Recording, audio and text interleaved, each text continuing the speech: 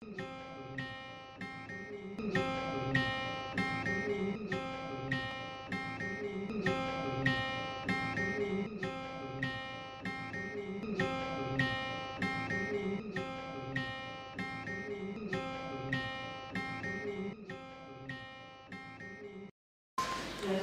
দর্শক শিক্ষার্থীরা, আসসালামু আলাইকুম। আশা করছি তোমরা আল্লাহর অশেষ রহমতে ভালো আছো। তো আজকে তোমাদের ধারাবাহিক অবজেক্টিভ আলোচনায় আজকে আমরা পুনরায় আলোচনা করছি। আজকের যে অধ্যায়গুলো পঞ্চম অধ্যায়, তো আমরা আলোচনায় চলে আসি। আজকের কোশ্চেন নাম্বার 1 উল্লেখ করা আছে এর ঘনমূল is equal to square root 5, অর্থাৎ a cube root is equal to square root 5 হলে এর মান কত? হ্যাঁ, এটা অনেক সহজ। এটা কোশ্চেনটা আমাদের 20 অর্থাৎ 20,000 না 2000 সালে 2020 সালে আসছে কোশ্চেনটা। তোমরা লক্ষ্য করো সমাধানটা। Question number 1, cubic root a is equal to square root of 5. তো আমাদের জানতে চাওয়া হয়েছে এর মান কত। তো আমরা জানি এর ঘনমূলটা যদি আমরা উঠাই দিই তাহলে পেয়ে যাবে a to the power 1/3 is equal to square root of 5। যেহেতু এর মান জানতে চাওয়া হয়েছে, অতএব আমরা যদি ঘন করে দেই তাহলে আমাদের এর যে পাওয়ার রাশিটা উঠে যাবে, অর্থাৎ a ফ্রি হয়ে যাবে। a 1/3 এর উভয় পাশে যদি আমরা এই সমীকরণের উভয় পাশে যদি ঘন করে দেই তাহলে বাম পাশটা আমাদের a ফ্রি হয়ে যাবে। তাহলে কি পেয়ে যাচ্ছি, যেহেতু একই পেজে পাওয়ার থাকলে পাওয়ারের পর গুণ হয়ে যায়, সেহেতু এই 30 সঙ্গে এই a 1/3 কেটে যাবে। তাহলে পেয়ে যাবো আমরা বাম পাশে a আর ডান পাশটায় আমাদের থেকে যাচ্ছে স্কয়ার রুট 5 এর ঘন। তাহলে স্কয়ার রুট 5 এর ঘন মানে 5 রুট। অনেক সময় আমরা ভুল করে বসে কি স্কয়ার রুট 5 এর ঘন কে লিখে ফেলি 3 রুট 5, এটা ভুল লিখতে হবে। কারণ আমরা জানি স্কয়ার রুট 3 ঘনমূল আমরা লিখি 3 স্কয়ার রুট 5, 3 স্কয়ার রুট 5। এটা কিভাবে আমরা জানি, স্কয়ার রুট 3 যদি আমরা ঘন করি তাহলে এখান থেকে আমরা পাবো 3টি স্কয়ার রুট 3। এর মধ্যে দুটো স্কয়ার রুট 3 পরিবর্তে পেয়ে যাবে 3 স্কয়ার রুট 3।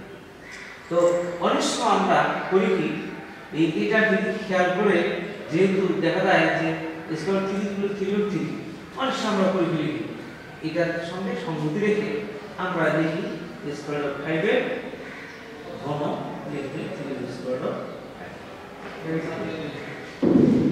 তোমরা তো এটা লক্ষ্য করলা, তাহলে কি লক্ষ্য করলা, স্কয়ার রুট 3 কিউব মানে 3টা স্কয়ার রুট 3, এর মধ্যে দুটো মিলে একটা 3 পাবো। ঠিক এমনি ভাবে স্কয়ার রুট 5 ঘন থেকে আমরা পাবো 3টা স্কয়ার রুট 5, এর মধ্যে দুটো নিয়ে হয়ে গেছে 5 আর কি হয়ে গেল, তাহলে স্কয়ার রুট 5 আমাদের এর মান আসবে a স্কয়ার রুট 5। আমাদের 1 নম্বর শেষ। এখন আমরা আসবো 2 নম্বরে। 2 নম্বরের একটা যদি আমরা আসি, এখানে লক্ষ্য করো 2 নম্বরে একটা সমীকরণ উল্লেখ করা আছে। এই সমীকরণের আলোকে আমাদের মান বের করতে হবে a2 + 1/a এর মান।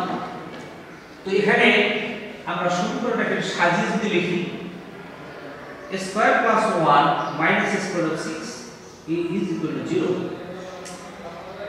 আমরা এই স্কয়ার রুট 6 কে বাম পাশ থেকে ডান পাশে যদি আমরা নিয়ে যাই তাহলে পেয়ে যাচ্ছে স্কয়ার রুট 6। উভয় পক্ষকে যদি আমরা a দ্বারা ভাগ করে দেই তাহলে স্কয়ার কে a দ্বারা ভাগ করলে পেয়ে যাব a, আর 1 কে দ্বারা ভাগ করলে পেয়ে যাব 1/a, আর ডান পাশে পেয়ে যাব স্কয়ার রুট 6। আমরা এখন a + 1/a is equal to square root 6 এর সাহায্যে a2 + 1/a এর মান বের করব। এখন যদি তোমরা ইচ্ছা পোষণ করো সরাসরি ঘনমূলের মান বের করবা, তাও হবে। আবার যদি এই প্রদত্ত রাশিতে লিখে মান বের করো, যেহেতু অবজেক্টিভ, অতএব আমরা শর্টকাট প্রসেস অবলম্বন করার চেষ্টা করব। আমরা এখানে ঘনমূল দিই যদি ঘন করে দেই বাম পাশটা আমাদের চলে আসছে a cube plus b cube বলতে 1/a a cube plus 1/a cube plus 3 into a into 1/a a plus 1/a is equal two আমাদের এটা আছে 6√6। তো তোমরা লক্ষ্য করো এখানে এইটুকু আমাদের বাম পাশে যদি লিখে দিই এখানে a মিলিস তাহলে a cube plus 1/a cube plus 3 অন্যদিকে এই a প্লাস 1/a সমান পেয়ে গেছিলাম কত আমরা স্কয়ার অফ 6 আর ডান পাশে আছে 6 স্কয়ার অফ 6। এখন বাম পাশে যদি আমরা লিখে দেই a cube plus 1/a cube তখন ডান পাশে আসছে 6 square of 6 minus 3 square of 6 বাদ দিলে অর্থাৎ এই 6 স্কয়ার অফ 6 থেকে 3 স্কয়ার অফ 6 বাদ দিলে পেয়ে যাচ্ছে 3 স্কয়ার অফ 6। অর্থাৎ আমাদের এর যে মানটা ফলাফল আসছে 2 নম্বর ফলাফল আসছে কত 3 স্কয়ার অফ 6। এখন আমরা আসবো 3 নম্বরটার ব্যাখ্যায়।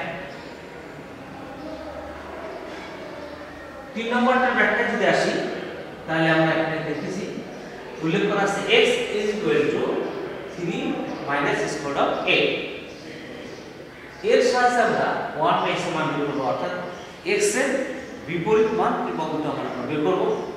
তো এখানে উল্লেখ করা আছে x is equal to 3 minus square of 8 যদি x এর বিপরীত মান 1/x তাহলে আমরা x তার বিপরীত মান যদি লিখতে চাই তো যেহেতু এখানে x তার মনে মনে ধরব x টা লবে আছে তো মনে মনে ধরব x এর নিচে একটা 1 আছে হর হিসেবে। আমরা যদি ব্যস্তকরণ করি তাহলে এই 1 যোগ করে x আসবে নিচে। ঠিক ডান পাশটায় পুরোটাকে যদি আমরা একটা রাশি ধরে নেই তাহলে মনে মনে ধরে নিই এইটা লব এই এর নিচে আছে হর 1 হিসেবে। তাহলে ব্যস্তকরণ করলে উপরে যাব 1 নিচে আসবে 3 মাইনাস স্কয়ার অফ 8 এই তো হলো আমাদের 1/x। কিন্তু আমাদের এই ডান পাশে যে মানটা এর হরে আমাদের অমূলদ রাশি তৈরি হয়েছে। এখন যদি আমরা এই অমূলদ রাশিটা উড়াই দিতে চাই তাহলে এর অনুবন্ধী মান দ্বারা লব এবং হরকে গুণ করতে হবে। তাহলে অনুবন্ধী মান বলতে আমরা বুঝি 3 মাইনাস স্কয়ার অফ 8 এর যে আমাদের অনুবন্ধী মান তা কি হবে সব ঠিকই থাকবে শুধু মাঝখানে চিহ্নটা চেঞ্জ হবে। কিউব চেঞ্জ 3 স্কয়ার অফ 8 এর অনুবন্ধী মান হলো 3 প্লাস স্কয়ার অফ 8। আমরা যখন ঘরে গুণ করে দিলাম 3 প্লাস স্কয়ার অফ 8 আমাদের লবের কিন্তু গুণ করে দিতে হবে এখানে 3 স্কয়ার অফ। তো লক্ষ্য করি নিচে a minus b K a plus b form দেখা যাচ্ছে। অতএব আমরা square minus b square formula যদি এখানে প্রয়োগ করি তাহলে পেয়ে যাব আমরা 3 স্কয়ার অর্থাৎ 3 স্কয়ার মানে 9 হবে আর এখানে স্কয়ার হবে এর পরিবর্তে আমরা লিখলাম স্কয়ার হবে হোল স্কয়ার আর লবে 3 প্লাস স্কয়ার হবে। ক্যালকুলেশন করলে এখানে আসে আমাদের রুট 3 স্কয়ার 9 আর এখান থেকে পেয়ে যাচ্ছে আমরা 8 আর লবে 3 প্লাস স্কয়ার হবে 8 ফলাফলটা আমাদের আসছে 3 প্লাস স্কয়ার অফ 8। তাহলে আমরা এখানে x এর মান আমাদের উল্লেখ করা আছে কি করলাম আমরা x এর মানের সাহায্যে নিয়ে 1x মানটা বের করব। এটা তোমরা জানো এটা তো অঙ্ক তোমরা অনেক করছো। তারপর আমি একটু জাস্ট দেখানোর চেষ্টা করলাম। এখন এই হলো আমাদের 1x এর মান। এরপরে আমরা এখন 4 নম্বর 4 নম্বরে তোমরা লেখো না তোমরা লক্ষ্য করো এখানে প্রশ্ন নম্বর 4 এ 2 square of 2 x cube plus 125 এর উৎপাদকের বিশ্লেষণ করব। তো এখানে আমরা লক্ষ্য করতেছি যেমন এখানে 125 এটা ঘন রাশি তো 5 এর যদি আমরা ঘন করি তাহলে পেয়ে যাব 125 আর বাম পাশটা a নাই অর্থাৎ এখানে x যুক্ত তো আমাদের ঘন। অতএব এই 2√2 কে আমরা লিখতে পারি স্কয়ার রুট 2 এর উপর 3 পাওয়ার এরপর x কিউব প্লাস 125 অর্থাৎ 125 কে দেখতে পাই আমরা 5 এর উপর 3। অর্থাৎ আমরা এখানে লক্ষ্য করতেছি যে a cube plus b cube form আমরা এখানে খুঁজে পাবো। তাহলে a কিউব প্লাস b কিউবের উৎপাদকের ফর্ম তা কিন্তু আমরা জানি। কি জানি? a plus b into a square অর্থাৎ a স্কয়ার টু x এর বর্গ। এর বর্গ করলে আমরা কি পেতে হবে? রুট কাটা যাবে x এর উপর স্কয়ার হবে 2x স্কয়ার মাইনাস 8 মাইনাস কি বলতে a square to x into 5 তাহলে একবার লিখতে পারি 5 square to x plus b square 5 এর উপর স্কয়ার যাকে আমাদের 2 অবজেক্টিভ ব্যাখ্যা তো আমি বিস্তারিত লিখলাম। এই হলো আমাদের উৎপাদকের বিশ্লেষণ রূপ। এরপর আমরা আসি কোশ্চেন নাম্বার 5 এ। কোশ্চেন নাম্বার 5 এ করা আছে 3a to the power 5 minus 6a to the power 4 plus 3a plus 4 এটি বীজগাণিতিক রাশি। জানতে হয়েছে রাশিটি চলক। তো আমরা এখানে লক্ষ্য করি আমাদের 3 সব দেখা যাচ্ছে a to the power 5 এরপরে minus 6 into a to the power 4 plus 3a plus 4 এই রাশিটার মধ্যে বীজগাণিতিক রাশি আমাদের আছে কি? অতএব আমাদের এখানে চলক হিসেবে বিবেচনায় আমাদের আসবে এই অর্থাৎ রাশিটি চলক হবে। এরপরে আছে 2 নম্বরে a to the power 4 এর সব। তো a to the power 4 এর সব দেখা যাচ্ছে এখানে 6 সামনে মাইনাস মাইনাস আছে। অনেক সময় আমরা বলি এই মাইনাসটা বাদ দিয়ে বলি যে a to the power 4 এর সব হলো 6। এটা ভুল। এই মাইনাসটা আমাদের বলতে হবে। অনেক সময় আমরা ধ্রুবপদ জানতে চাই। ধ্রুবপদটা হলো এখানে চলক বাদে যে রাশিটা থাকে সেটা ধ্রুবপদ। এখানে আমাদের ধ্রুবপদ হলো 40 প্লাস 40 যদি মাইনাস থাকে তাহলে আমরা বলবো মাইনাস 40।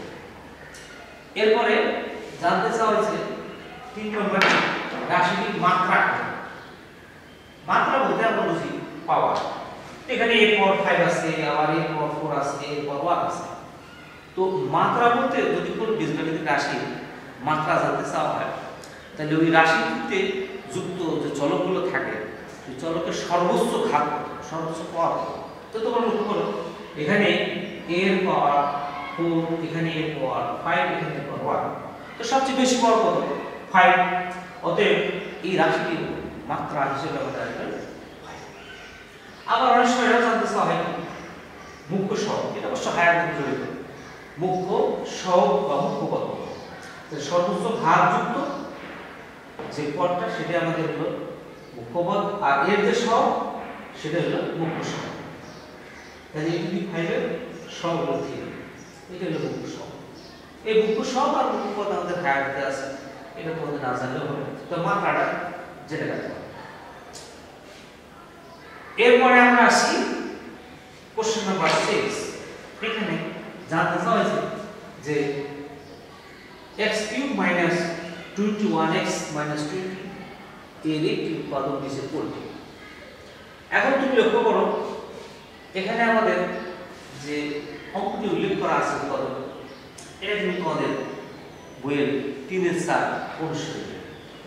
যদি এখানে প্রথমে ত্রিঘাত এরপরে মাঝখানে কোনো দ্বিঘাতযুক্ত চলক নেই, অতএব স্বাভাবিক নিয়মে এটা কত হবে না। এই ক্ষেত্রে আমরা যে অঙ্কটি করব সেটা তোমরা জানো ফাংশন ধরে নিয়ে আমাদের x এর পরিবর্তে ফাংশন অফ x ধরে নিয়ে x এর পরিবর্তে আমরা যে কোনো একটা মান বসাই সেটা মানগুলো নেই। যেমন এখানে উল্লেখ করা আছে, একটুখানি আলোচনায় নিয়ে আসি। ফাংশন অফ x আমি সরাসরি লিখলাম function of x equal to x cube minus 21x minus 2।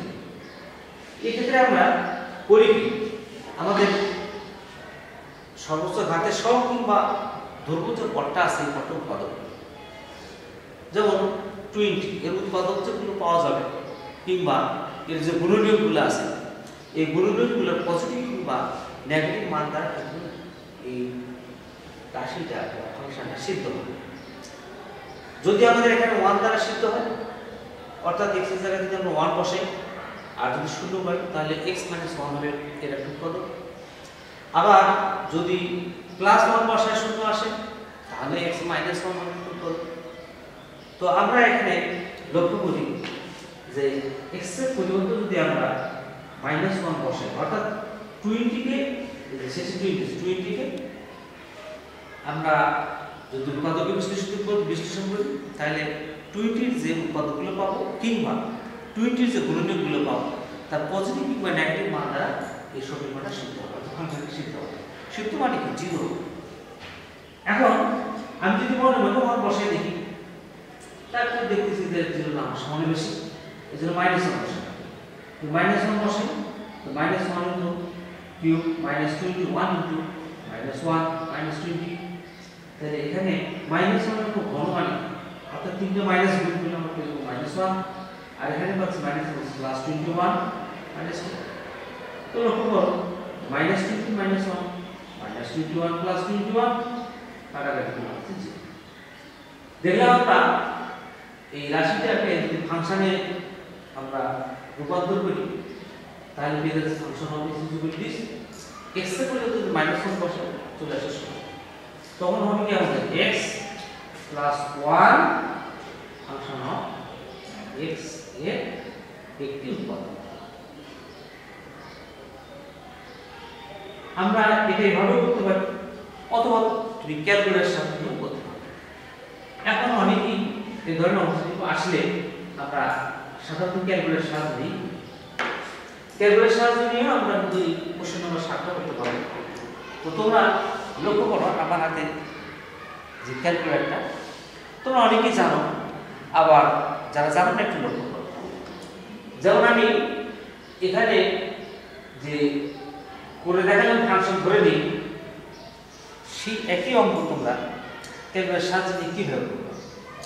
এখানে আমাদের x বীজগণিত রাশি, এই ক্যালকুলেটর বীজগণিত রাশি লেখার উপায় হলো এই সবার উপরে লক্ষ্য করবা শীটের পরে লেখা আছে অ্যালফাবেট। তো তুমি এই প্রথমত অ্যালফাবেটের চাপ দিয়ে কি করবা, অ্যালফাবেটের চাপ দিয়ে তুমি দেখবা এই ক্যালকুলেটরের বডিতে যে লেখাগুলো আছে এগুলো আমরা যদি ক্যালকুলেটর পাইতে চাই তাহলে শিফট বাটন চাপতে হবে। তারপর শিফট বাটন চাপার পরে আমরা এখানে লক্ষ্য করতেছি এইখানে ব্র্যাকেটের পাশে একটু ক্যালকুলেটরের নিচে ক্যালকুলেটর বডিতে x লেখা আছে, তাই আমার x এসে x এর পাওয়ার কি আছে এখানে 3। তখন আমি করলাম কি, আমার ঠিক এই গোল বাটনটা ঠিক নিচে আমার এখানে x to the power something আছে, আমি এই বাটনটা চাপলাম। এতে ক্যালকুলেটর জানতে চাচ্ছে যে পাওয়ার কত বসাতে চাচ্ছে। এখন এখানে প্রশ্ন উল্লেখ করা আছে 3x3, এই জন্য আমি 3 বাটনটা চাপ দিলাম। এরপরে আমার গোল চাকতি ডান পাশটা চাপ দিলে পরে আমার এখন লেখাটা নিচের দিকে চলে আসলো, দাগটা নিচের দিকে আসলো। এরপর উল্লেখ করা আছে -21x, আমরা লিখব মাইনাস দিয়ে 21। আবারও x পাইতে গেলে আমাদের কি করতে হবে, অ্যালফাবেটে আমরা x বাটনটা চাপ দিলাম, পেয়ে গেলাম x। এরপরে লেখা আছে -20, মাইনাস দিয়ে আমি দিলাম 2 0।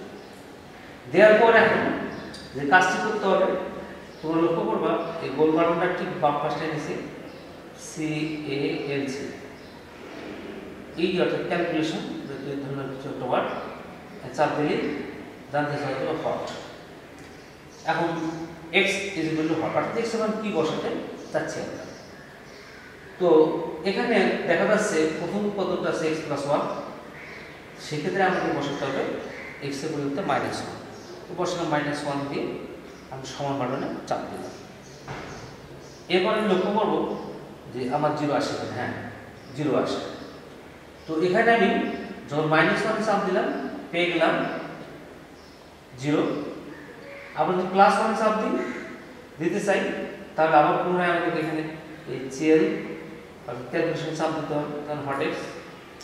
এরপরে আমরা বসাতেছি +1 বসালাম, বসে আবার চাপ দিলাম, এখানে মান আছে -14। তার মানে দেখতেছি x এর পরিবর্তে যদি -1 বসাই 0 আসে, তাহলে আমাদের এখানকার উৎপাদকটা হবে x + 1। একইভাবে 7 নম্বর যে আমাদের এখানে রাশিটি উল্লেখ করা আছে, এই রাশিতে x এর মান কত হলে রাশির মান 0 হবে। এটার ক্ষেত্রে একটা সুবিধা আছে, যে মানগুলো দ্বারা 0 হবে তা উল্লেখ করা আছে -6 কিংবা -2 কিংবা 1 কিংবা 2। তুমি প্রথমত রাশি উঠাবো, উঠানোর পর কি করবা, ঠিক একই নিয়মে একটু আগে যেভাবে বললাম ওইভাবে -6 একবার বসাই দিবা, তো -2 বসাই দিবা, 1 বসাই দিবা, বসানোর পরে খুব সহজেই যে কোনো একটি মানের পরিবর্তে 0 হয়ে যাবে। তো সেটাই হলো আমাদের অ্যান্সার। এবার আমরা আসি 8 নম্বর। এদের প্রশ্ন ছোট, প্রায় সময় আসে। তো একটি দ্রব্য 25/2% প্রতিটি বিক্রয় করার উপর অনুপাত। প্রশ্ন নম্বর 8। তো তোমরা লক্ষ্য করো উল্লেখ করা আছে ক্ষতি, তার মানে 25/2% ক্ষতি। ক্রয় মূল্য যদি আমাদের 100 টাকা হয়, তো বিক্রয় মূল্য এই এত পার্সেন্ট প্রতিটি বিক্রয় মূল্য কি আসবে, আমাদের বিক্রয় মূল্য আসবে এই 25/2। তার মানে এইটাকে আমাদের সমস্ত হিসেবে ভাগায় অর্থাৎ ভাগ করে দিই, তাহলে কি হচ্ছে 100 - 12.5 ফলাফলটা আসবে ক্যালকুলেশন সাথে লিখতে পারি 87.5। তার মানে আমি কি লিখলাম 25/2% ক্ষতিতে বিক্রয়। যেহেতু আমাদের এখানে অবজেক্টিভের ব্যাখ্যা অতএব বিস্তারিত না লিখে সংক্ষেপে কি লিখলাম, পরে আমরা যদি 100 টাকা হতো তাহলে একটা বস্তু ক্ষতিতে বিক্রয় আমাদের আসতো 87.5। তো জানতে চাচ্ছি বিক্রয় মূল্য ও ক্রয় মূল্য।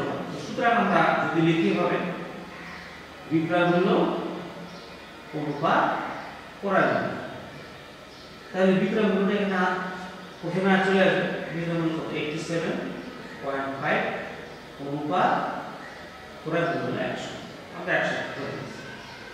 এরপরে ক্যালকুলেশন করতে যাওয়ার হিমশিম খাবার, কিন্তু ক্যালকুলেট তোমার অতি সহজেই ক্যালকুলেশনটা করে কিরকম। এখানে বিক্রয় মূল্য আছে কত 87.5। তো তুমি করবা কি, এই ক্যালকুলেটর যদি তোমার থাকে কিংবা এর আগে যে এর আগেরটাও যদি থাকে, আগের মডেলও থাকে, তুমি লক্ষ্য করবা বাম পাশটায় অপশনের নিচে একটা ভাগ বাটন আছে, এই ভাগ বাটন চাপ দিলে দেওয়ার পরে এখানে অনুপাতের আগে রাশিটি হলো 87.5 দিলাম। দেওয়ার পরে ডান পাশে বাটন চাপলে কি তোমার ডান ভগ্নাংশের নিচে রাশিটা জানতে চাওয়া হচ্ছে তখন। তো ভগ্নাংশের নিচে রাশিটি বা ওখানে আমাদের অনুপাতের পরের রাশিটি হলো 100। এরপরে তুমি সমানে চাপ দিতে পারো, সমানে চাপ দিলে সরাসরি অনুপাতটা চলে আসবে। যেমন এখানে এই ক্যালকুলেশন এসে 7/8, যাকে আমরা লিখতে পারবো 7/8।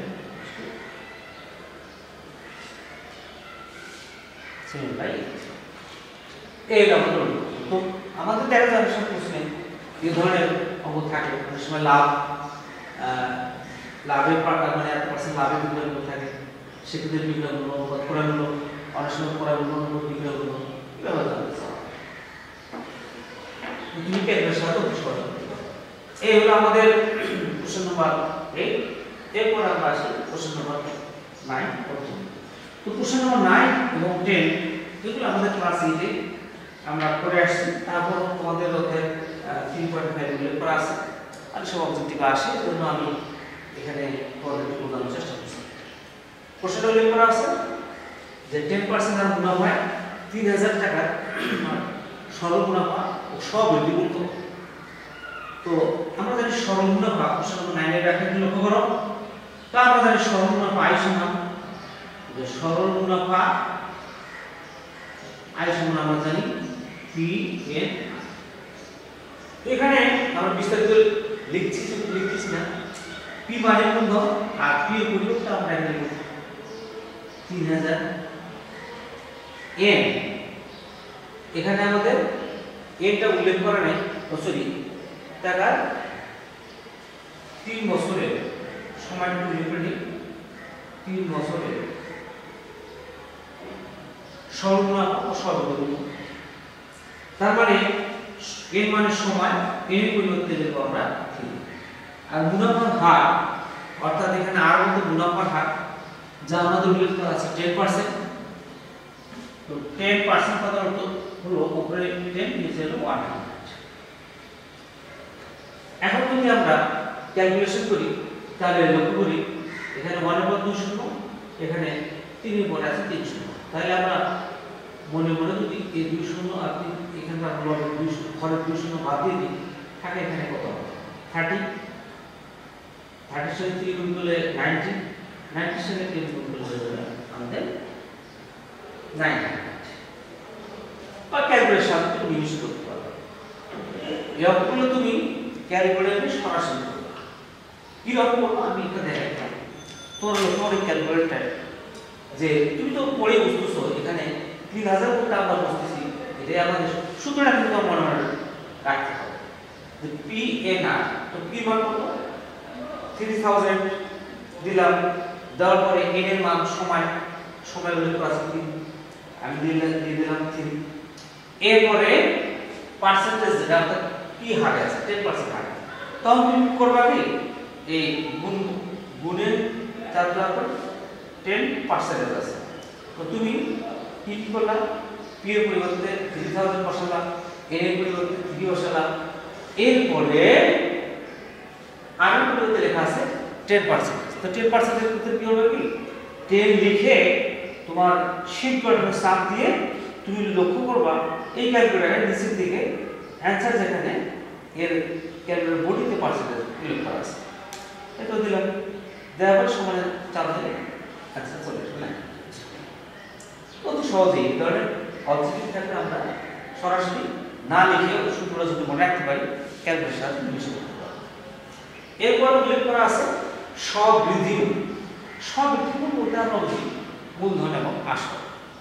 তো এমনিতে মূলধন আসল বলতে এখানে আমাদের তো অলরেডি আমরা মুনাফা এবং আসল, এটা স্ববৃদ্ধি সরল মুনাফা, চক্রবৃদ্ধি মুনাফা কোথায় তাই। তারপরে ইতিমধ্যে তো আমরা আয় পেয়ে গেছি, মুনাফা পেয়ে গেছি, তাহলে স্ববৃদ্ধি মূল হবে মূলধন প্লাস মুনাফা। তো যেহেতু আমরা ইতিমধ্যে মুনাফা পেয়ে গেছি, তাহলে এর সঙ্গে আমরা মূলধনের যোগ করে দিই। এখন তো 3000 এর সঙ্গে 900 যোগ করলে আমরা দেব 3900। অথবা আমরা স্ববৃদ্ধি মূলের একটা সূত্র জানি, সেটা হলো স্ববৃদ্ধি মূল সরল মুনাফা ক্ষেত্রে স্ববৃদ্ধি মূল। স্ববৃদ্ধি মূল a আমরা জানি p প্লাস a। আমাদের যদি ব্যাখ্যায় চলে আসে p দ্বারা কত লিখতে হবে p প্লাস p n, মানে এখান থেকে কি কারণটা আসছে মূলধন প্লাস মুনাফা। তাহলে এখানে আমরা p এর এর কত পেয়ে গেছি 900 আর p 3000। এখন আমরা এখান থেকে প্লাস করে দিই, তাহলে 3000 প্লাস 900, তো পেয়ে যাচ্ছে আমরা কত 3900। এটাই কিন্তু আমাদের সব। আর যদি তুমি ক্যালকুলেটর ব্যবহার করো তাহলে কিন্তু এটা করতে পারো। কিরকম, এখানে পি এর পরিবর্তে বসাও 3000 বসাইলাম, তোমার এই ক্যালকুলেটর বাটনে ফার্স্ট ব্র্যাকেট উল্লেখ করা আছে, তা দিলাম, দেওয়ার পর 1 দিলাম, 1 পরে প্লাস দিলাম, এরপরে সময় উল্লেখ করা আছে 3 বছর, এরপরে 3 বসালাম ইনটু আর এর ভিতরে লিখব কত 10% রেট দিলাম, আবার শিফট বাটনে চাপ দিয়ে এই পার্সেন্টেজ বাটনে চাপ দিলাম, এবার ব্র্যাকেট ক্লোজ করলাম, সমানে চাপ দিলাম, আচ্ছা 3009। তার মানে এই ধরনের অঙ্কগুলো আমরা লিখে করতে পারি অথবা ক্যালকুলেটরের সাথে সরাসরি করতে পারি। তো অবজেক্টিভের যেটি ব্যবহার সরাসরি ক্যালকুলেটর ব্যবহার করে করতে পারি, অসুবিধা নেই। এরপরের যে অঙ্কটি আছে 10 নম্বর, এবারে আসি আমরা কোশ্চেন নাম্বার 10 এর ব্যাখ্যা। কোশ্চেন নাম্বার 10, তোমরা লক্ষ্য করে এখানে উল্লেখ করা আছে 20% টাকা মুনাফায় 6000 টাকা 3 বছরের চক্রবৃদ্ধি মূল ও সহবৃদ্ধি, আর চক্রবৃদ্ধি মূল ও চক্রবৃদ্ধি মুনাফা। তো এখানে আমাদের প্রথম জানতে হবে চক্রবৃদ্ধি মূল এবং চক্রবৃদ্ধি মুনাফা সূত্র। তো চক্রবৃদ্ধি মূলের সূত্র আমরা জানি, চক্রবৃদ্ধি মূল প্রকাশ করা হয় C দ্বারা, C = P × 1 + R two the power n। চক্রবৃদ্ধি মূল, আর যে চক্রবৃদ্ধি মুনাফা পাইতেছে এখানে আমরা p মাইনাস করে দেব। তো তোমরা লক্ষ্য করো এই অঙ্কটা আমরা ক্যালকুলেটরের সাথে নিমিশ করতে পারি। কি রকম? এখানে p এর বলতে আমরা বুঝি 6000, তো তুমি 6000 উঠাইলাম, 6000 দিলাম। এরপরে যে ব্র্যাকেটে উল্লেখ করা আছে ব্র্যাকেট চাপ দিলাম, দেওয়ার পরে ব্র্যাকেটের পর প্রথম ফার্স্ট আছে 1 প্লাস r মানে কত 20%, আমরা 20 দিলাম। দেওয়ার পরে পার্সেন্টেজ শিফট বাটন চাপ দিয়ে পার্সেন্টেজ চাপ দিলাম। এরপরে ব্র্যাকেট ক্লোজ করে দিলাম। দেওয়ার পরে পাওয়ার আছে n, মানে n মানে 3। তো পাওয়ার পেতে গেলে আমাদের এই গোল বাটনের গোল চারটি বাটনের নিচে দাও x to the power something আছে, এখানে আমরা এখন চাপ দিলাম বাটনটা। দেওয়ার পর আমরা যাচ্ছি ইনের পরিবর্তে কি বসাতে চাই, ইনের পরিবর্তে বসাতে যাচ্ছি। এবার গোল বাটনের উপরে চাপ দিলে, চাপ দেওয়ার পরে সমান বাটনে চাপ দিলে আমাদের মানটা চলে আসবে। এখানে দেখা যাচ্ছে তো আমাদের চক্রবৃদ্ধি মূল চলে আসছে 10,368। এই হলো চক্রবৃদ্ধি মূল। এখন যদি চক্রবৃদ্ধি মুনাফা জানতে চাই, তাহলে চক্রবৃদ্ধি মুনাফা আমরা খুব সহজে পাবো। চক্রবৃদ্ধি মুনাফা এই মানটি থেকে আমি শুধু আমার আসনটা বাদ দিতে চাই। 10,368 থেকে আমরা যদি এখানে আসনটা বাদ দিয়ে দিই, আসন আমাদের উল্লেখ করা আছে 6000 মাইনাস করে পেয়ে যাবো, অর্থাৎ ক্যালকুলেটরের সাহায্যে আমরা সহজে পেয়ে যাচ্ছি। মাইনাস আমরা দিয়ে দিচ্ছি 6000 চলে আসবে আমাদের 4,368। এই নিলাম চক্রবৃদ্ধি মুনাফা। তো যাই হোক, এখন আমরা চলে আসি চতুর্থ অধ্যায়ে। তৃতীয় অধ্যায়ে আরো অনেক আছে অধ্যায়, সেগুলো তোমরা বাসায় প্র্যাকটিস করার চেষ্টা করবে। এখন এখানে লক্ষ্য করো প্রশ্ন নম্বর 11। প্রশ্ন নম্বর 11 এ উল্লেখ করা আছে 2 টু দি পাওয়ার x = 1/8 হলে x এর মান কত হবে। এটা অনেক সহজ। কি রকম বাম পাশে আমরা ঠিক রাখবো, আর ডান পাশে 1/8 কে লেখা যায় 2 টু দি পাওয়ার 3। আমরা যদি 2 টু দি পাওয়ার 3 কে উপরে নিয়ে যাই তাহলে 2 টু দি পাওয়ার -3। এখন লক্ষ্য করতেছি দুই পাশটা বেজ আমাদের সেম এসে গেছে, বাম পাশটা 2 ডান পাশটা 2, কিন্তু পাওয়ার হিসেবে কি হচ্ছে x = এখানে 2 এর পাওয়ার -3, তার মানে x = -3।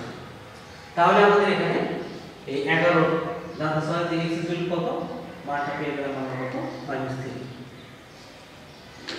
এরপর তোমরা ভাবছো 12 নম্বর অঙ্কটা দেখে হয়তো ভাবছো এটা অ্যানসার কি না। তোমরা একটু লক্ষ্য করো, কোশ্চেন 12 বাম পাশটায় লেখা আছে √3 পাওয়ার 2x + 1। এখানে তোমরা করবা কি, এক্ষেত্রে বাম পাশটা √3 ঠিক রাখি আমরা, ডান পাশটা এর পাওয়ার 2x + 1, আর ডান পাশটায় লক্ষ্য করো √3 দিলাম, আর এর ঘনমূল উল্লেখ করা আছে 3, অর্থাৎ এর ঘনমূল √3 তার পাওয়ার হিসেবে ঘনমূল উল্লেখ করা আছে। তো আমরা যদি এই ঘনমূলটা উঠাই দিই তাহলে পেয়ে যাবো 1/3, আর তার বাইরে পাওয়ার কত x - 1। এখন আমরা যদি একই কিছু পাওয়ার তাহলে পাওয়ার পর গুণ হয়ে যায়, তো √3 পাওয়ার গুণ করে x + 1, আর ডান পাশে আমরা পেয়ে যাচ্ছে √3 পাওয়ার পর গুণ করলে x - 1 / 3। বেস যদি দুই পাশে আছে তবে আমরা বেসটা বাদ দিতে পারি। বাম পাশে পাওয়ারটা কিছু x + 1, ডান পাশে পেয়ে যাচ্ছে এটা x - 1 / 3। তাহলে আমরা যদি আগুন করে দিই তাহলে পেয়ে যাচ্ছে 6x + 3 = x - 1। তাহলে এখন ক্যালকুলেটর যদি আমরা বাম পাশে নিয়ে নেই তাহলে 6x - x = -1, 3 ডান পাশে গেলে -3, তার মানে পেয়ে যাচ্ছে 5x যেগুলো -4 আমরা যদি এক্সটা কিউবের নিই তাহলে পেয়ে যাচ্ছে 4 ডিভাইডেড বাই 5 অর্থাৎ এক্স সমান আসছে -4 ডিভাইডেড বাই 5। তাহলে এই ধরনের অঙ্ক যদি আমাদের থাকে তাহলে আমরা এই প্রসেস অবলম্বন করে অতি সহজেই করতে পারবো। তাহলে আমাদের ফলাফল আসলে কত? এখানে x এর মান পেয়ে গেলাম আমরা -4/5। এরপরে আমরা আসবো, এরপরে হচ্ছে প্রশ্ন নাম্বার 13 উল্লেখ করা আছে আমরা সরাসরি লিখি x3 আর যদি আমরা বর্গমূল করে দিই পেয়ে যাবো হাফ ইনটু x এর পাওয়ার হাফ। আমরা যদি একই রকম পাওয়ার দিলে পাওয়ার পর গুণ হয়ে যায় x লিখে আমরা পাওয়ারটা সরাসরি গুণ করে দিলাম 3/2 into x to the power half. তো বেস যেটা আমাদের সেম দুই জায়গায় একটা x লিখে পাওয়ারটা যোগ করে দেব 3/2 প্লাস হাফ। তাই সরাসরি আমরা লিখি, তাইলে আমরা পেয়ে যাচ্ছি 2 লসাগু, তাহলে এখানে আসবে 3 লবে আসবে 3 প্লাস 1 ফলাফল x to the power 4 divided by 2 2 দ্বারা 4 কে 2 দ্বারা ভাগ করে দেব অর্থাৎ ফলাফল আসবে আমাদের x²। এটা রেজাল্ট পেয়ে যাচ্ছে আমরা x²। এরপর আমরা আসি প্রশ্ন নাম্বার 14 তোমরা লক্ষ্য করো প্রশ্ন নাম্বার 14 এখানে 1 ডিভাইডেড বাই 3 টু দি পাওয়ার -6 1 উল্লেখ করা আছে। এই পাওয়ারটা যদি আমরা উপরে নিয়ে যাই তাহলে পেয়ে যাবো 3 টু দি পাওয়ার x আর 81 পেলে আমরা 3 টু দি পাওয়ার 4। বেস যেহেতু সেম হয়ে গেল অতএব আমরা লিখতে হবে x 4। এরপর প্রশ্নে আসি, এরপর যে প্রশ্নগুলো উল্লেখ করা আছে যেমন 15 16 17 18 19 এই সবগুলো কিন্তু আমরা ক্যালকুলেটরে করতে পারবো। তোমরা লক্ষ্য করো এখানে যে উল্লেখ করা আছে 3 ভিত্তিক লব ব্র্যাকেটের ভিতরে 3 এর ঘনমূল এবং 3 এর বর্গমূল। একদম সহজ, ক্যালকুলেটর সাহায্যে তুমি করতে পারো সহজে বেশি।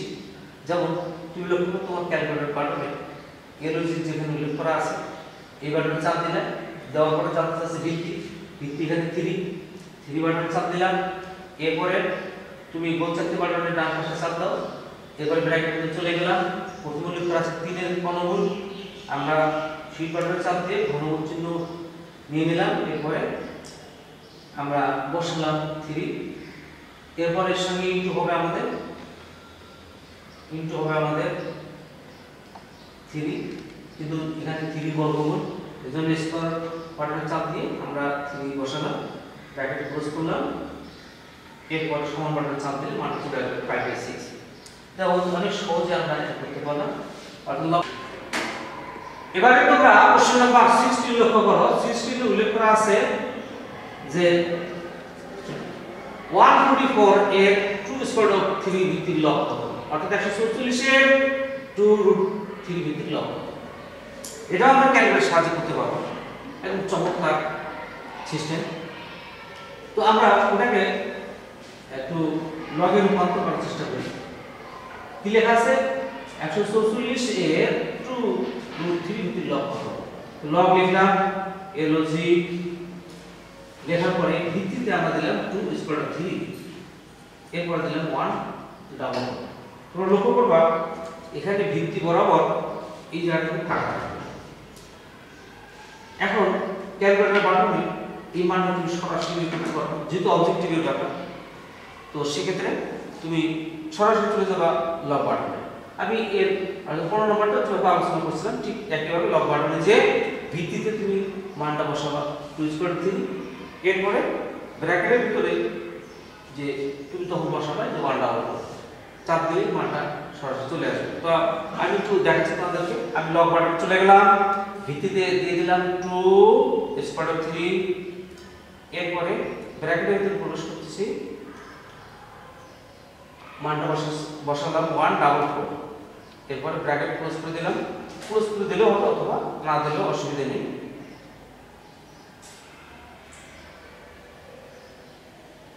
মানটা চলে আসার পর এই 16 নম্বরের মানটা আমরা পেয়ে গেলাম। একইভাবে আমাদের 17 নম্বর অঙ্কটিও এই লব বাটনের সাহায্যে আমরা মানটা বের করতে পারবো। একইভাবে 18টা হবে, এরপর আসা যায় 19 নম্বরটা। তো 19 নম্বরটায় লক্ষ্য করো, এটা তোমাদের বইয়ে ধরনের অঙ্ক আছে, আমি তোমাদের দেখাচ্ছি একটু খালি বলি। क्वेश्चन नंबर 19 4 ভিত্তিক log x is equal to half। এখন যদি আমরা log থেকে সূত্রটা ডাইভার্ট হয়ে যায় তাহলে কি হবে, আমাদের 4টা ভিত্তি হবে আর ডান পাশের মানটা পাওয়া হয়ে যাবে is equal to x। আমরা তো জানি log থেকে সূত্র গেলে ভিত্তি কিন্তু সবসময় ঠিক থাকবে, log থেকে সূত্র গেলে ভিত্তির জায়গা থেকে আবার সূচক থেকে log এর যদি আমরা ডাইভার্ট হই সেক্ষেত্রে ভিত্তি থাকবে।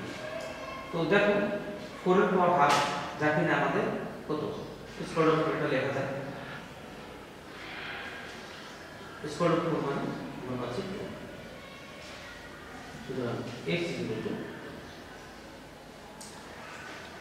এই হয়ে গেল আমাদের x এর মান কোশ্চেন নাম্বার 19।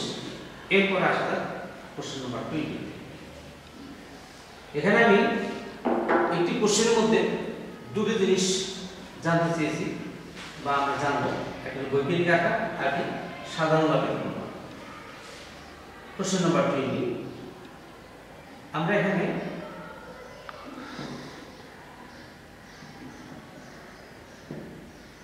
লক্ষ্য করতেছি 0.0012 সংখ্যাটি বৈজ্ঞানিক আকার। তো একটা সংখ্যাকে বৈজ্ঞানিক আকারে লেখার যে নিয়ম তা হলো দশমিকের আগে একটা সার্থক অঙ্ক থাকবে। কিরূপ, এখন দশমিক যে জায়গায় আছে সেই জায়গায় তার আগে কোনো সার্থক অঙ্ক, সার্থক অঙ্ক বলতে আমরা বলবো 1 2 3 4 এগুলো আমাদের সার্থক অঙ্ক। তাহলে দশমিকের আগে যদি আমরা একটা সার্থক অঙ্ক লিখতে চাই তাহলে দশমিকের অবস্থানটা চেঞ্জ করতে হবে। কিরূপ, দশমিক যে জায়গায় আছে সেখান থেকে আমাদের ডান দিকে যেতে হবে। কিরূপ, এই দশমিক থেকে এই অবস্থান থেকে একের পরে তার মানে দশমিক যে জায়গায় ছিল সেখান থেকে 3 ঘর পরে নিয়ে যেতে হয়েছে।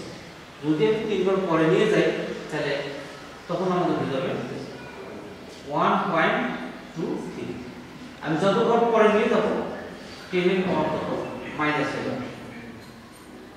এখন আমাদের বৈজ্ঞানিক রূপে লেখাটা হলো 1.23 × 10⁻³ অর্থাৎ বৈজ্ঞানিক আকারে দেখতে গেলে যাকে বললাম দশমিকের আগে আমাদের একটা সার্থক অঙ্ক থাকবে। শুরু বেশি গেল এই হলো বৈজ্ঞানিক আকার। এখন বৈজ্ঞানিক আকারকে যদি তুমি এই অঙ্কটা বৈজ্ঞানিক আকারে লিখতে চাও তাহলে ক্যালকুলেটর সাহায্যে তুমি করতে পারবে। মজাদার ব্যাপার হলো তোমার ক্যালকুলেটর তুমি এই দশমিক সমান করবে 0.0013 এরপরে সমান বাটনে চাপ দিয়ে দাও, দেওয়ার পরে তুমি এসডি বাটনে চলে আসো। এখানে লক্ষ্য করতে পারবে যে 1.23 × 10⁻20 এসেছে। অর্থাৎ একটা সময় বৈজ্ঞানিক আকারে লিখতে গেলে ক্যালকুলেটর তোমাকে হেল্প করবে। এরপরে আমি এই কোশ্চেনের মধ্যে আরেকটা জিনিস লিখেছি, তার সাধারণ লগের পদ্ধতি। তো একটি সংখ্যাকে বৈজ্ঞানিক আকারে লেখার পর 10 এর পাওয়ার যা আসবে, যেমন এখানে 10 এর পাওয়ার আছে -3, অতএব এই সংখ্যাটা লগের পূর্ণক হবে আমাদের -3 কিংবা 3 বার। তাহলে বৈজ্ঞানিক আকারে আমরা লিখলাম, লেখার পরে এটা হলো আমাদের বৈজ্ঞানিক আকার। বৈজ্ঞানিক আকার এরপরে যখন আমি লগের পূর্ণক লিখবো, লগের পূর্ণকটা লক্ষ্য করো তো তোমাদের কি বলা হলো, এই সংখ্যাটা লগের পূর্ণক বৈজ্ঞানিক আকারে লেখার পর 10 এর পাওয়ার যা আসবে সেটাই পূর্ণ। সাধারণ লগে পূর্ণ একটা সংখ্যা, এই সংখ্যাটা 0.0013 এর সাধারণ লগের পূর্ণ হবে -3 বা 3 এর উপর বার। পরীক্ষায় আমাদের প্রায় কিন্তু এটা আসে। যদি তোমাদের ক্যালকুলেটর না থাকে তাহলে যা আমি বলছিলাম যে দশমিকের অবস্থান এমন হবে দশমিকের আগে যেন একটা সার্থক অঙ্ক চলে আসে। এর জন্য আমাদের দশমিককে অনেক সময় পিছনে নিয়ে দিতে হবে, আবার কোনো কোনো ক্ষেত্রে অনেক সময় দশমিককে সামনে এগিয়ে নিয়ে আসতে হবে। তো সেক্ষেত্রে 10 এর পর প্লাস হবে। আর সাধারণত কোনো অনেক সময় কোনো অনেকে ভয় পাও যে কেমন হবে, কীভাবে হবে, কেমন করবো, কিন্তু অনেক সহজ। তুমি ক্যালকুলেটর সাহায্যে এভাবে করলে নিমিশে পাবে। অর্থাৎ বৈজ্ঞানিক লেখার পরপরই আমরা জেনে পাওয়া যাবে, সেটি আমরা আমাদের সাধারণ লগে বললাম। এরপরে আসা যাক কোশ্চেন নাম্বার 21। কোশ্চেন নাম্বার 21 এ তোমরা লক্ষ্য করো এখানে উল্লেখ করা আছে y square is equal to square of 7y। এই সমীকরণের সমাধান সেট করতে এখানে অবশ্য অপশন উল্লেখ করা আছে। অপশনগুলো ক খ গ। এই অপশনে যাওয়ার আগে আমরা সমাধান একটু করি। অনেক সময় আমরা করি কি, এই যেহেতু বাম পাশটায় y স্কয়ার আছে আর ডান পাশটা একটা y আছে, আমরা করি কি একটা y বাদ দিয়ে দিই। যদি আমরা একটা y বাদ দিয়ে দিই তখন অবস্থা দাঁড়াইলো y স্কয়ার আছে। অনেকে আমরা এই কাজটা করি, অর্থাৎ y এর মান লিখে ফেলে স্কয়ার আছে, এবং ওই হিসাবে যদি অপশনগুলো উল্লেখ অপশনগুলো তাকাই দেখা যায় যে এখানে স্কয়ার 7 আছে লিখে দিই। আসলে তাকাই এটা কি হবে, আমরা এই y স্কয়ারটা বাম পাশটা রেখে দিয়ে ডান পাশ থেকে স্কয়ার অফ 7y বাম পাশটা নিয়ে নিলাম। এরপরে আমরা y কমন নিই, y কমন নিই তাহলে y মাইনাস স্কয়ার অফ 7 পেয়ে যাচ্ছে। এই ক্ষেত্রে আমরা y ইকুয়াল টু 0 অথবা y minus square of 7 equal to 0। এটাকে আমরা লিখতে পারি y equal to square of 7, অর্থাৎ মানটি ইকুয়াল টু 0, একটা 0 আর একটা স্কয়ার অফ 7। যেহেতু কোশ্চেনে জানতে চাওয়া হয়েছে সমাধান সেট, এজন্য সমাধান যেগুলো পেয়ে গেলাম আমরা 0 এবং স্কয়ার অফ 7 তা সেকেন্ড ব্র্যাকেটের মধ্যে আবদ্ধ আছে। এখানে দেখা যাচ্ছে 0 স্কয়ার অফ 7 গতে, অর্থাৎ গ নম্বর অপশনে আমরা রেজাল্ট পেয়ে যাচ্ছি। তো অনেক সময় করা হয় কি, এই ফার্স্ট ব্র্যাকেট এবং সেকেন্ড ব্র্যাকেট দিয়ে দেওয়া হয়, যেহেতু সমাধান সেট প্রশ্নে উল্লেখ করা আছে এজন্য অবশ্যই সেকেন্ড ব্র্যাকেটের মধ্যে আমাদের মান সমাধানগুলো প্রস্তুত করতে হবে। তাহলে আসতেছে আমার 0 স্কয়ার অফ 7, ভুলেও কখনো তোমরা স্কয়ার অফ 7 দিবা না। এরপর আসছে কোশ্চেন নাম্বার 22। কোশ্চেন নাম্বার 22 তে লক্ষ্য করে এখানে উল্লেখ করা আছে স্কয়ার অফ 4x - 3 + 5 = 2 এর সমাধান সেট নিচে পড়বে। ক অপশনে উল্লেখ করা আছে ফাঁকা সেট, হতে 0 উপাদানের সেট, গতে -3 উপাদানের সেট, হতে শুধু 3 উপাদানের সেট। তো এরূপ ক্ষেত্রে ম্যাক্সিমাম অনেক সময় পরীক্ষা আসে এই পজিটিভটা। তো এটা সাধারণত ফাঁকা সেটে হয়ে থাকে, আবার অনেক সময় ফাঁকা সেট না লিখে তোমরা সমাধানটা লিখো, এটা ভুল হয়।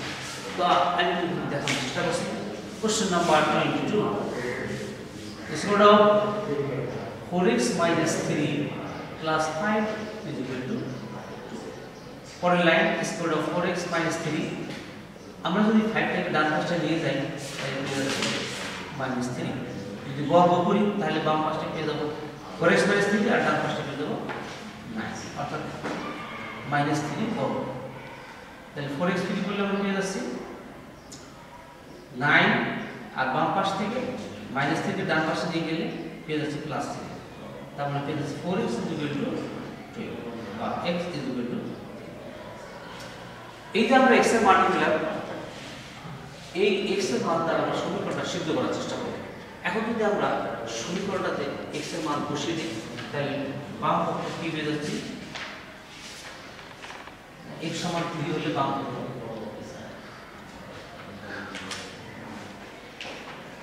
4 × 3 - 3 + 5, তাহলে এখানে পেয়ে যাচ্ছে 3 4 12, 12 থেকে 3 চলে গেলে 9 + 5, 9 এর বর্গ 3 + 5 = 2, নট ডান পক্ষ। তোমরা লক্ষ্য করো ডান পক্ষে আচ্ছা আমাদের 2, অথচ পেয়ে গেলাম আমরা 8। তার মানে যার সমাধান পেয়েছিলাম তার দ্বারা সমীকরণটা সিদ্ধ হয় না, অতএব আমরা বলতে পারি এক্ষেত্রে আমাদের সমাধান নেই। সমাধান নেই অর্থাৎ এখানে সমাধান সেটটি হবে ফাঁকা।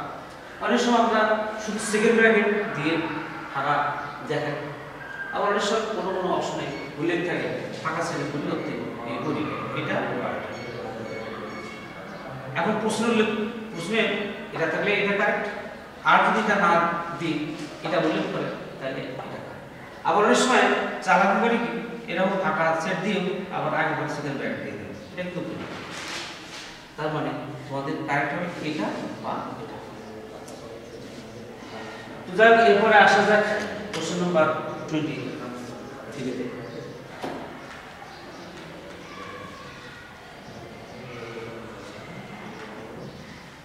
Question number 23। কোশ্চেন নাম্বার 23 তে উল্লেখ করা আছে x minus all of square is equal to x square minus 8x plus 60। এটি একটি অভেদ না এটি একটি সমীকরণ না এটি একটি সকল মানের জন্য সত্য। তো এখানে এক নম্বর রাখা যায় একটি অভেদ, এটি কি একটি অভেদ? তোমরা মনে রাখবা বীজগণিত যত সূত্র এটা কিন্তু অভেদ। এছাড়া যদি কোনো সমীকরণের বিরূপ থাকে, সমীকরণের বাম পাশটা যা ক্যালকুলেশন পাঁচটা করলে ডান পাশটা যদি পেয়ে যায় তাহলে সেটাই হবে। তো এরপরে আচ্ছা কেন এটা হবে, আমি এর সঙ্গে পাশে লেখা আছে একটি সমীকরণ। অভেদ এবং সমীকরণের মধ্যে পার্থক্য এটাই যে অভেদ চলকের যে কোনো মানের জন্য সিদ্ধ হয়। তুমি যে মানে বাম পাশটা ঘোষণা করলে এক্স পরিবর্তে ডান পাশটা দেখা যাবে ঠিক আছে মান পাওয়া। কিন্তু সমীকরণে নির্দিষ্ট সংখ্যক মান আছে, অর্থাৎ নির্দিষ্ট সংখ্যক চলকের জন্য সমীকরণ সিদ্ধ হয়, আর অভেদ চলকের যে কোনো মানের জন্য সিদ্ধ হয়। তাই আমরা বলতে পারি এক নম্বর কারেক্ট, অর্থাৎ এটি একটি অভেদ। আর একটি সমীকরণ এটা কিন্তু ভুল হবে, এই জন্য ভুল হবে যেহেতু বাম পাশটা যা ডান পাশটা তাই। অতএব আমাদের এটা সমীকরণ আমরা বলতে পারি। এবারে আসো x এর সকল মানের জন্য সত্য। তা তো একটু আগে বললাম যে আমাদের অভেদ চলকের যে কোনো মানের জন্য সত্য।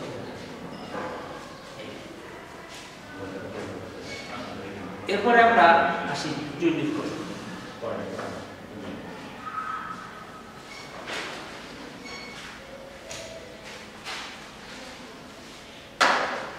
Question number 24। এখানে উল্লেখ করা আছে তার মানে আমি আর কিছু কথা বলিনি।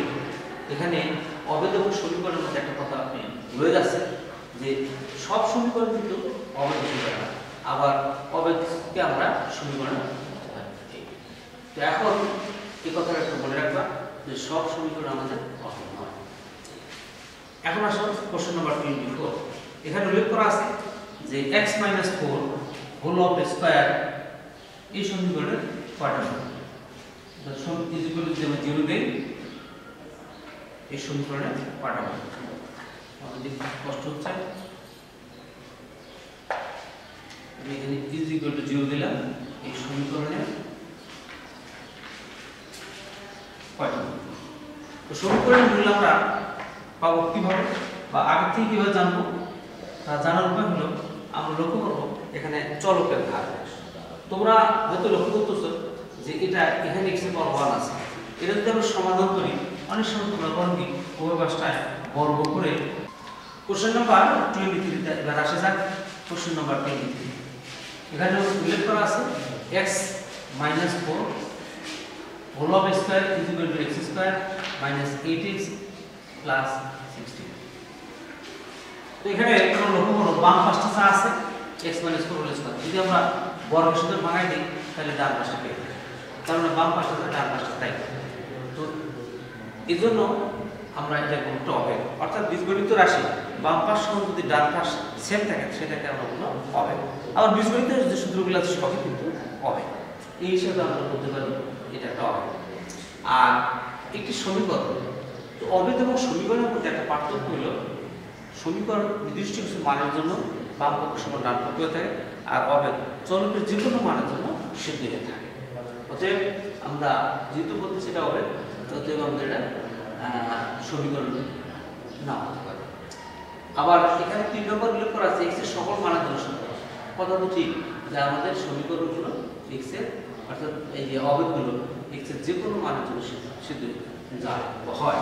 যেমন x এর জায়গায় তুমি 6 বসাও তাহলে বাম পাশটা যা বসাও ডান পাশটা তুমি তাই। এখন আসা যাক কোশ্চেন নাম্বার 20 করে।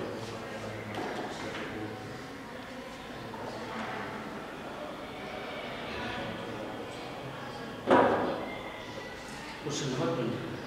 তো এখানে একটা কথা বলে রাখি যে সব সমীকরণ আমাদের তাহলে অবেদগুলোকে আমরা সমীকরণগুলো অবেদ নাম করতে পারি। Question number 24, x minus 4 is equal to 0, x minus 4 whole of square is equal to 0 এই সমীকরণের পাঠাবো। তো সমীকরণের মূল আমরা কিভাবে বুঝবো? চলকের ঘাতের উপর। চলকের ঘাত বলতে কি? যেমন x square plus 5 is equal to 0। এক্ষেত্রে x এর ঘাত কত? অর্থাৎ x এর পাওয়ারটা হলো ঘাত, এখানে x এর পাওয়ার 2, অতএব আমাদের এখানে মূল পাবো আমরা দুইটা। তো তোমরা অনেক সময় এই সমীকরণের সমাধান করতে যে কি করো, সমীকরণের সমাধান করতে যে যেমন এখানে তোমরা লিখে বসো যে বাম পাশটা হচ্ছে x minus 4 whole of square। যদি আমরা বর্গমূল করি তাহলে বাম পাশটা থেকে যায় x minus 4 is equal to 0, সুতরাং x is equal to 4। তোমরা লিখে বসো কি x is equal to 4, তার মানে একটা মূল লিখে বসো, আসলে এটা করব। আমাদের এটা কিভাবে লিখতে হবে? x minus 4 into x minus 4 is equal to 0। তার মানে এখান থেকে আমরা পাবো x সমান 4, আবার এখান থেকে পাবো আমরা x সমান 4। তো দুটো মূল পেয়ে গেল। অতএব এই সমীকরণের মূল হবে আমাদের দুইটা। এখন এখানে আমরা লক্ষ্য করি যে এখানে এই ধরনের আরো কিছু থাকতে পারে আমাদের কিরকম, যে x square minus 4 whole of square এই ক্ষেত্রে মূল পাই। এই ক্ষেত্রে কিন্তু মূল হবে আমাদের 4টা। কিরকম? যদি আমরা পাওয়ারের সাথে পাওয়ার গুণ করে দিই তাহলে 2 এর সাথে 2 গুণ করলে 4, অর্থাৎ এই সমীকরণের মূল হবে 4টি। মূল হবে 4। তো যাই হোক, তোমরা অবজেক্টগুলো ফলো করবে এবং ভালোভাবে বোঝার চেষ্টা করবে, সেই সাথে বইয়ের অবজেক্টিভগুলো তোমরা এর সঙ্গে অনুসরণ করবে এবং নিয়মিত চর্চা করবে। আশা করছি তোমরা ভালো হবে। Thank you very much.